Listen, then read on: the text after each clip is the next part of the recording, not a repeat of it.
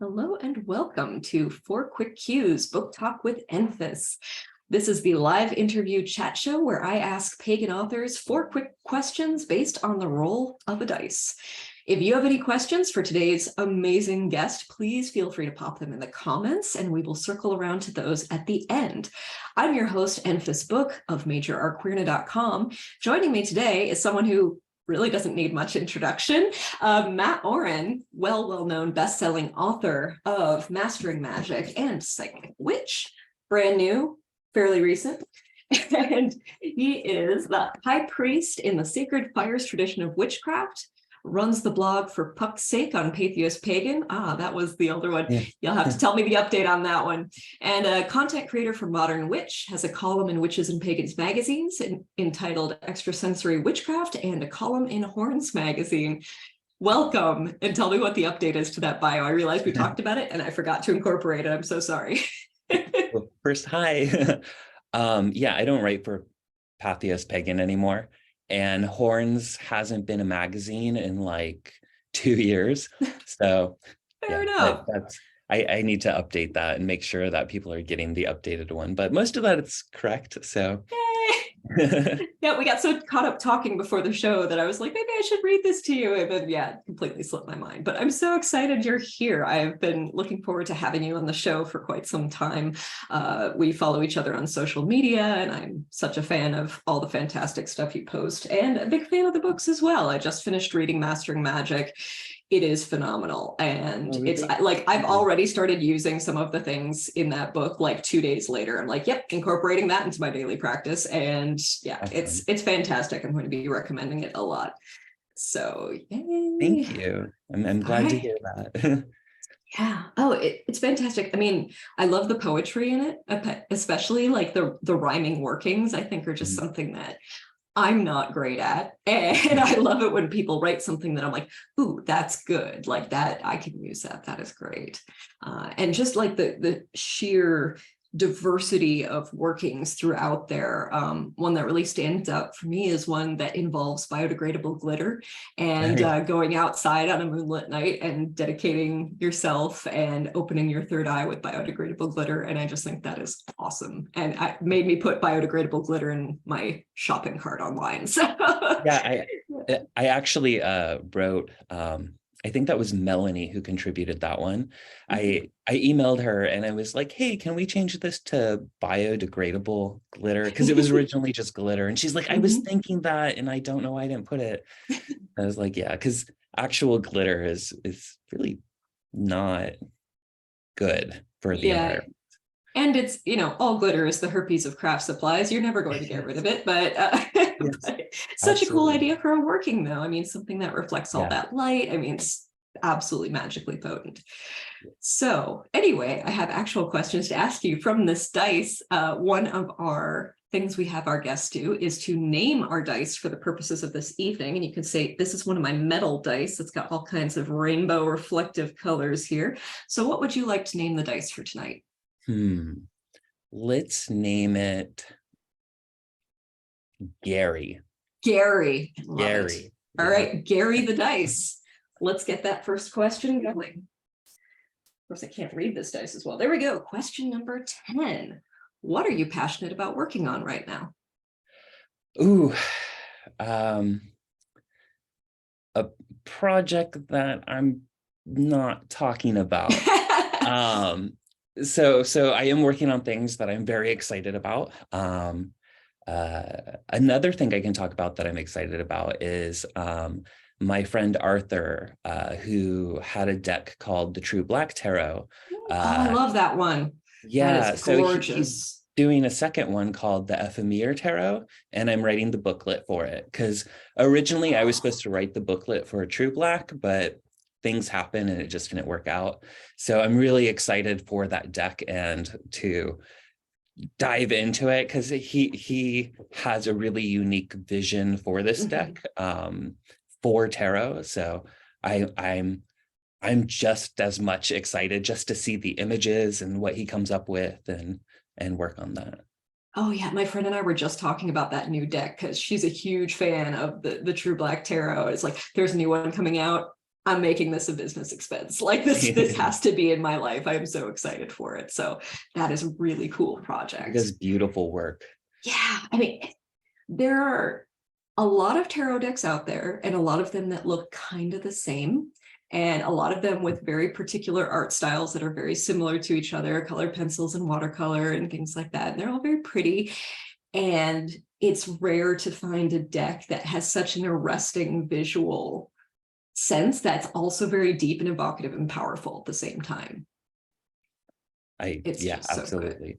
Especially like I tend not to like digital art or Yeah. tarot cards, but the way he does it is just, it's so striking. Yeah, working with those light and shadow kind of things is just absolutely incredible. I've had readings from the deck. I don't own it myself, the True Black one, but yeah, it's a really good shadow work deck in particular. No, nice. All right, let's try question number 2. 18. What do you like to listen to while you write, and why? Ooh, so that changes.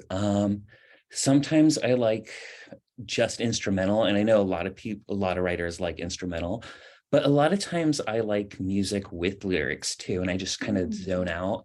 It depends on what I'm writing and what the mood is, but I tend to listen to stuff that's a bit more, I don't know how to put it into words. It's like landscapey, so Kind of lush. yeah, so like I'm really big into like Bjork, and Snow Ghost is like my absolute obsession. If you haven't heard Snow Ghost, go listen to Snow Ghost. It's like the witchiest, coolest stuff you'll ever I'm gonna hear. have to look it up. I haven't heard them yet.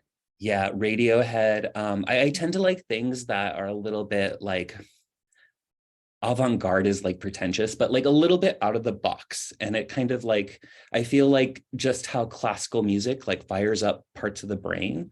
I find music that's a little bit different does that for me and gets me in the mode to write. Now, I have one sort of follow-up question, because this is something odd I've noticed with myself. If you're working on multiple writing projects at a time, do you have different music for each one? Not consciously. Okay. Yeah, it it's kind of like an intuitive, like, what do I feel at the moment, but I do think that because music is so powerful, it is an art, and I think all art is magic on some level. So I definitely think whatever I'm listening to influences my work, even if it's just sort of the vibe that I'm feeling while I'm writing. But I don't really, I don't consciously like have different soundtracks for different projects. It's just sort of what I'm feeling at the moment. Interesting. Yeah, I'm working on 3 different projects right now. And one of them I had to put on ice to allow for the second one, which came in kind of last minute. But I've found for one of my projects that Tibetan singing bowls are like the perfect sort of soundtrack when I have headphones on. I'm like, just totally get in the zone. And then for the other one I'm working on, I'm like, that's not quite right. And so I started listening to more kind of trancy ambient kind of stuff that's a little different. And I'm Yeah. like, okay, they each have different flavors. I did not expect that. I just thought I'd have like writing music, but it's like, I gotta shift my headspace a little for this different topic. So Yeah, I totally get what you're talking about with like different projects though, because Mhm. like when it comes to projects, I have the biggest ADHD ever, because like I'm a Pisces with a Sagittarius rising, and then if you look at my chart, it's pretty much all Pisces and Sagittarius. So like I'm like all over the place and like, ooh, I want to do this, ooh, I want to do that. And I the hardest part for me is like focusing on something without getting excited about something else and wanting to jump into that. That's my Yeah, biggest struggle. I like to say I'm an enthusiasm enthusiast. So I can relate to this. And I'm a Sagittarius sun with a Gemini rising. So yeah, I'm a little Yeah. all over the place too. Yeah, Devin's a Sag sun. Nice. So you know what that is all about. All right. Let's try for question number 3, which is going to, gosh, this dice is hard to read. Okay. It's 16. What are your favorite things to teach in a workshop, classroom, or conference setting, and why? Hmm.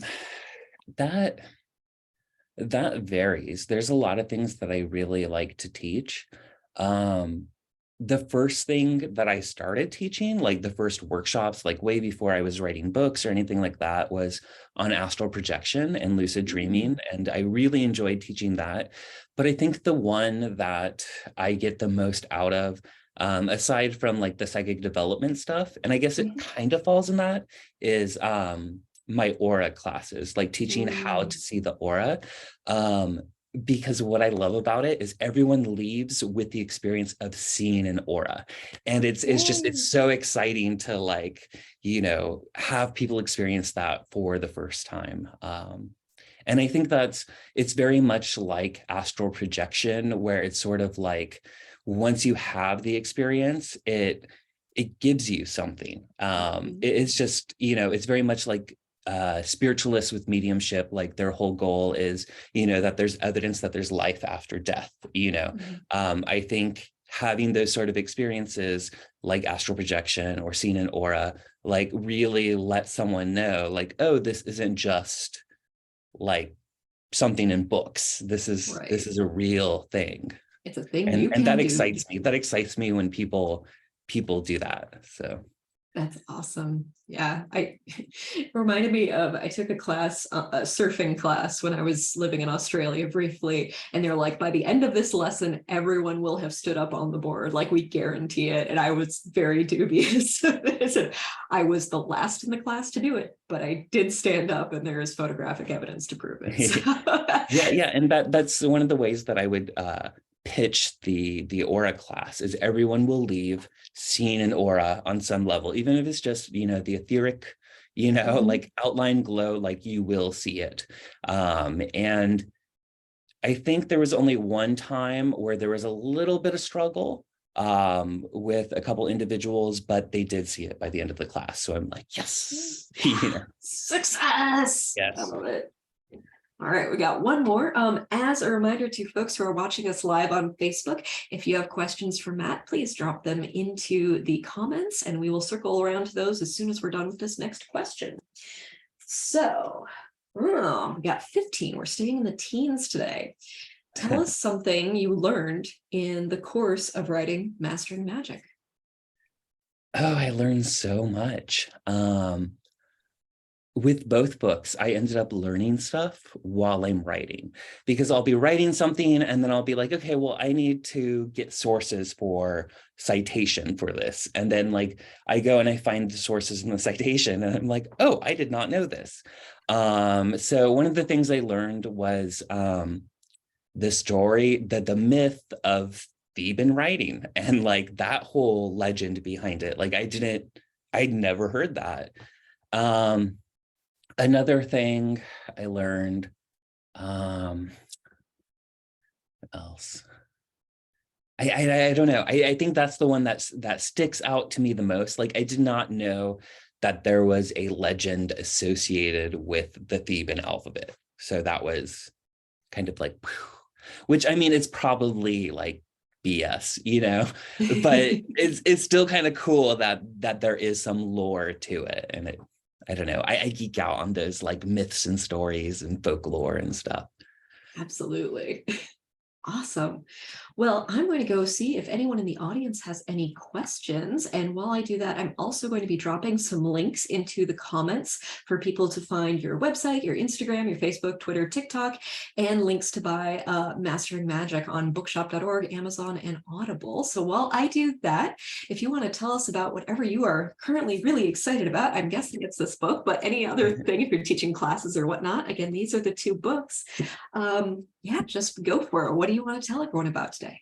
Yeah, I don't know. I'm still, because the book is so fresh, it is what I'm excited about right now. I'm excited about talking about.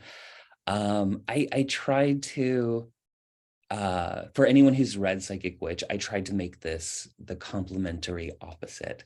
And that's why the covers, I wanted them to look like companions, like inverted. The first one was white on black. This is black on white. Psychic Witch was all about like tuning into those clair senses, being able to perceive energy, and then using that to perform magic without tools. And then this one is like, let's approach tools and materia, and like let's work with the things that are like fun witchy things that are more witchy. And I'm hoping that it inspires people, not just inspires like new things to add into their practice, which is always fantastic, but also I'm building somewhere with books. I'm trying to get the audience somewhere. Christopher Penczak said, the book that you want to write is always usually about 3 or 4 or 5 books away, but you have to get your audience there. And, I think I hinted at a lot of where I want to go at the very beginning of my book. A very big thing for me, a goal, or I almost said mission, but a goal is I want people to really become empowered, empowered to become co-creators of reality and realize that these things are real. Like I was saying, that magic is real and it has an effect on you as a person, it has an effect on your life. And then one step further, that has a huge effect, like a ripple effect on everything else. Because I think like everyone, I don't think there's anyone who would say the world is not in chaos right now. And not that it hasn't ever not been, but I mean, the last like 8 years or something, it feels like 8 years have been. It's been a century since 2016, hasn't it? Yeah. So, I want that whole Aradia energy, like we are the witches, we are here to take the steering wheel and bring about the change that really needs to be brought. And re-enchant the world. Yes, Seeing exactly. that phrase in there. Yeah. Excellent. Well, thank you so much for being here. I'm just going to check one more time. I don't think we have any questions in the audience, but I want to tell folks about our next show on December 7th. I'll be talking to Mortellus, who is the author of Do I Have to Wear Black, which is all about pagan funerary rites, and upcoming Bones Fall in a Spiral, which is all about necromancy. And I'm super psyched to have them on. So, and after that, there will be a little bit of a hiatus for the show. I want to make it even better and more interesting and more accessible. So stay tuned for some changes there, probably coming in January. But yeah, Matt, it's been so great to finally meet you virtually. And you're so incredibly generous with the huge audience you have cultivated already. I mean, your books are absolute smash hits and you have a huge platform, and you're so generous with sharing other people's works and boosting the signal on so many things. And just really, really appreciate that.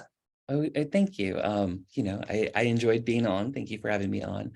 But yeah, I strongly believe that this isn't about the individual. This is about all of us, and all of us doing good work need to be boosted. A rising tide lifts all boats. So, Exactly. I'm more than happy to share my platform with people doing good work. Means a lot. Well, thank you everyone for tuning in, and for everyone who's been watching, I hope you have a really great rest of your day.